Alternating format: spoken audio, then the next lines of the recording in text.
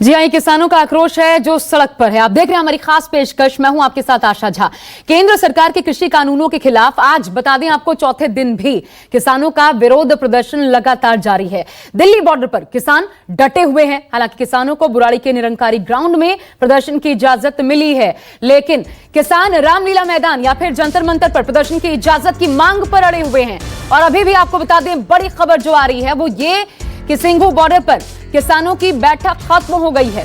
किसानों ने अमित शाह के प्रस्ताव को ठुकरा दिया है। इस बैठक में किसानों ने बुराड़ी जाने का प्रस्ताव ठुकरा दिया।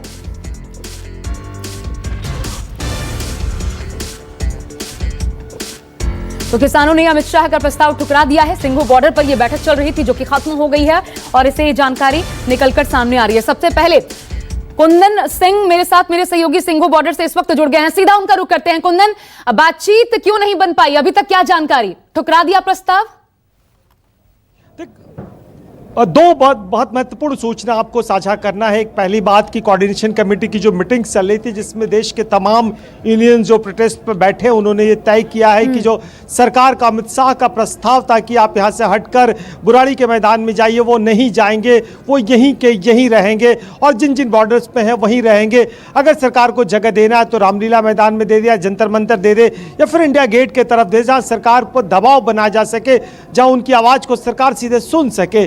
दूसरी बात, इन्होंने अपनी मांगों में पराली को भी बहुत प्रमुखता से शामिल किया और कहा कि जो बिजली बिल है या ये सारे इश्यूज है, हालांकि पंजाब के लिए लोकल इश्यूज है, उन पे भी शामिल किया जाए कि इसकी एक तरह से कीमत तय की जाए और माफीनामे को लेकर तय किया जाए। तो पराली से लेकर बिजली वाला मुद्दा, दो मुद्दा बहुत महत्वपूर्ण है। और बाकी जो अमेंडमेंट की बात की जा रही है, एमएसपी इंश्योर करने की बात की जा रही है, वो उनके मांग वो है। इसके बाद जब हमने सवाल जानना चाहा कि आखिर 3 तारीख की बैठक को लेके उनका क्या रुख रहेगा, बोला बैठक अगर सरकार बुलाती है तो हम जरूर जाएंगे, हम देखेंगे कि सरकार की तरफ से क्या प्रस्ताव आता है। लेकिन जिस तरीके से नरेंद्र मोदी ने आज मन की बात में बहुत साफ कहा है कि ये तो कृषि कानून जो है उनके फेवर में, उनके पक्ष में है और उनकी मांग रही है। वहीं कह रहा था कि इन किसानों का कहना था कि किन किसानों की मांग पे सरकारें कह रही है, किसानों की मांग नहीं बल्कि ये पूंजीपतियों की मांग थी, बड़े कॉर्पोरेट्स घरानों की मांग थी, ना कि किसानों की मांग थी। तो कुल मिला के जो डेडलॉक है वो कंटिन्यू बना हुआ है। और अभी आपको बताऊं कि ठीक थोड़ी देर पहले का एक नज़ारा बताऊं कि बिल्कुल जो भी पॉलिटिकल पार्टी के लोग आते हैं, यहाँ पे एक श्रोमणी अकाली दल के विधायक आए थे जिसे होटिंग करके हटना पड़ गया।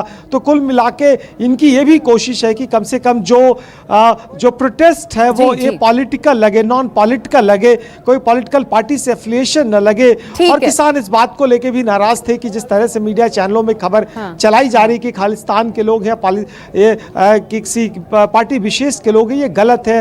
वो कह रहा वोट के वक्त तो सभी किसान एक हैं। बात नहीं बन पाई है, इतनी बात समझ आ रही है। आप बने रहिएगा हमारे साथ, मैं वापस आपके पास आऊंगी। पवन मिश्रा का रुख कर लेती हूँ।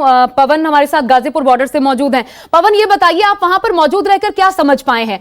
सब जगह हालांकि मांग तो एक है, लेकिन वो सामंजस्य सब जगह दिखाई देता है। ये जो अलग अलग बॉर्डर्स पर किसान हैं, इनके बीच कोई एक तारतम्य है या अलग अलग जगह पर अलग अलग बातें सुनाई पड़ती हैं?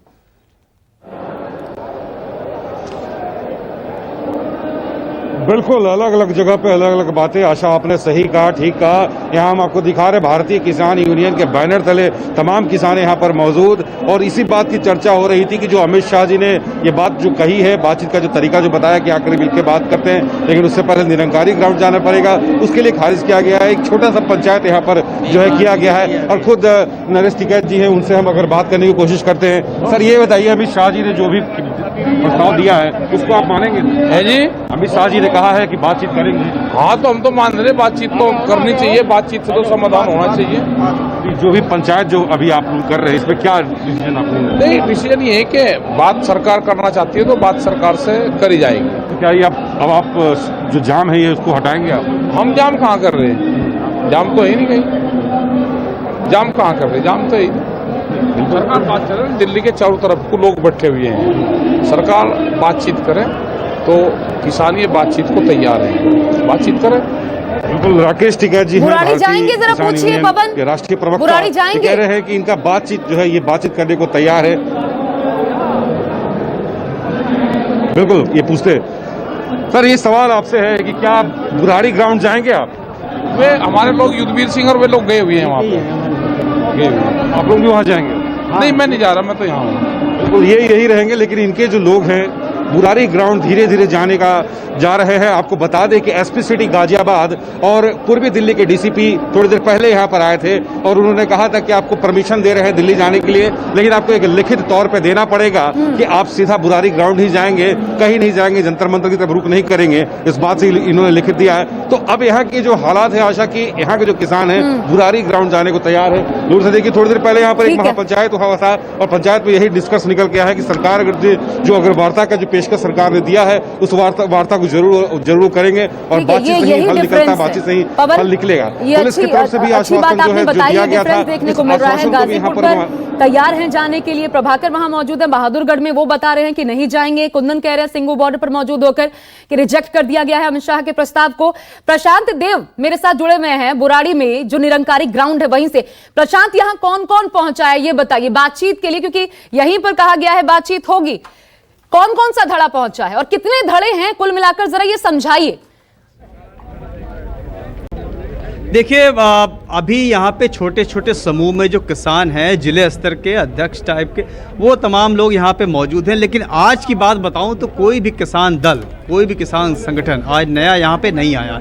आप जो भी पीछे हमारे तस्वीरें देख रही हैं, किसानों के अलग अलग समूह में यहाँ पे 2 दिन से दूसरा दिन है निरंकारी ग्राउंड में जो जगह दी गई है। लेकिन मैं बताऊं कि जो बात सरकार ने कही है कि पहले आप तमाम संगठनों से अपील जो की है केंद्रीय गृह मंत्री अमित शाह ने कि पहले यहाँ जमा हो जाइए, फिर फौरन उसके अगले दिन वो बात कर लेंगे, वो स्थिति यहाँ पे नहीं है। यहाँ पे किसी भी किसान से हम पूछ रहे हैं, किसी भी नेता से हम पूछ रहे हैं, वो किसी भी बात को वो मानने के लिए राजी नहीं है।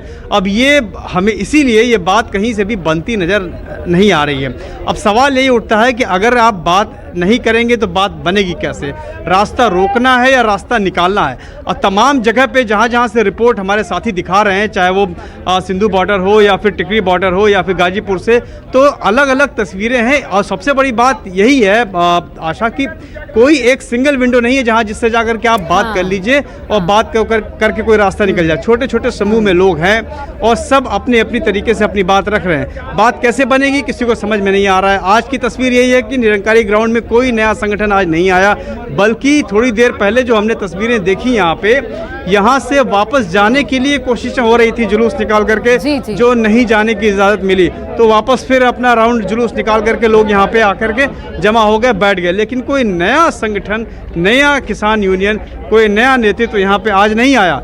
सबको ये मानना है, ये समझना है, ये समझ रहे हैं, लोग मान रहे हैं कि, और मैं आगे जितने मेरे सहयोगी मेरे साथ है, मैं आप सबसे चाहूंगी, चाहे कुंदन है, प्रभाकर है या फिर पवन है, मैं आप सबसे चाहूंगी कि आप लोग एक चीज जरूर बात करके पता लगा के रखिएगा जब हम आगे आपसे बात करें कि आखिर किनसे बात करनी पड़ेगी, वहां पर कौन कौन से चेहरे हैं जिनसे लोग चाहते हैं कि सरकार बात करे। ये जानना महत्वपूर्ण हो जाता है कि धड़े कितने हैं, चेहरे कितने हैं, सरकार किससे बात करेगी। नमस्कार, मैं हूं मानक गुप्ता। अगर आपको हमारा ये वीडियो पसंद आया हो तो इसे लाइक और शेयर जरूर करें, और हाँ, हमें सब्सक्राइब और फॉलो करना ना भूलें ताकि आप देश और दुनिया की कोई खबर मिस ना करें। तो जुड़े रहिए हमारे साथ और देखते रहिए न्यूज़ 24।